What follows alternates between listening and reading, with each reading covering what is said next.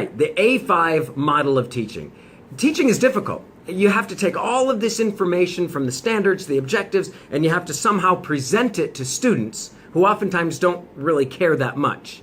So how do you do that? Well, the A5 model is that. It's a model. It's a structure. When you first start out learning the model, you want to learn it exactly as it is. Don't deviate too much from it. As you learn it and the model becomes a mental model, in other words, you start thinking in terms of the 5 A's, then you can make all your variations. But at the beginning, just learn it the way it is. So the 5 A's is, the first A is awareness. Bring awareness to the students that this content, this skill exists. And why is it important? Why does it exist? And I don't mean necessarily super philosophical in existing, just that, hey guys, we're going to learn about this and this is what it is. Sometimes that first A, the awareness, can take 30 seconds, it can take 15 minutes, it can take an entire class period. Really depends on the content itself.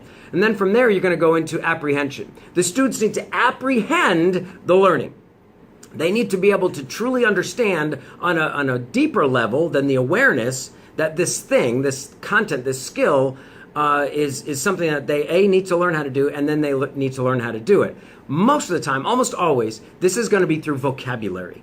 And vocabulary is not just the individual words, as if the word itself is really that important, but it's what the word entails. It's the word is a carrier of meaning. Think about that. The word the vocabulary word is meaning, and so it has an entire concept around it to create that meaning itself. Now, the other thing is, after the A is you get into action 1. So you have your awareness, your apprehension, now you have action 1. This is generally going to be some kind of a formative assessment. You want the students to experiment with this, to play with it, to sense it, to in some way utilize their senses more than just seeing you talk about it, hearing you talk about it, seeing you write it on the board. They need to somehow manipulate it if it's at all possible. Then from action 1, you're going to go into application.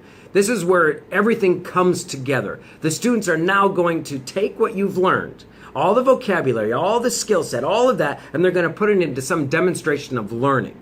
That's generally going to be, again, more formative assessments, but this you can start to grade these as well until you finally get to action 2, which is going to be the final action. This is generally going to be a summative assessment where the students are going to take all that they've learned and they're going to demonstrate that they know it. The obvious outcome of all of this is learning. So enjoy the A5 model of teaching.